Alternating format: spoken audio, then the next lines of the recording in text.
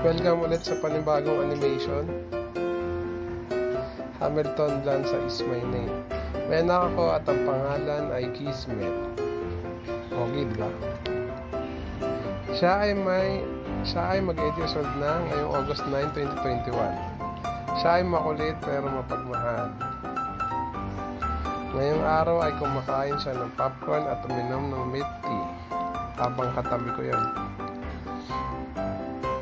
May kwento siya sa akin na sa wakas ay magkakangipin na siya. 7 taon siyang walang ngipin sa harap. Di ko na malayan na malaking bagay pala sa kanya ang pag-aantay na tubuan siya ng ngipin. Yay! Nabuan ng ngipin. Lesson I've learned from Kismet.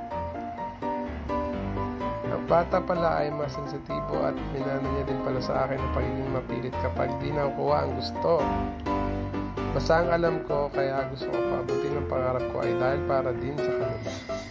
Pangarap ko maging isang at ituloy ang natapos kong aircraft mechanic, laser impact.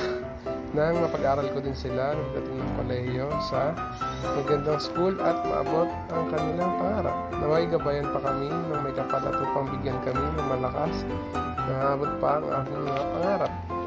At gabayan niyo din po sana ang pinakamamahal ko sa darating na kapanganakan ng aking baby Tanya. At ito pala. Hindi yung sa picture. Ito yung picture niya. Wow. Pop model.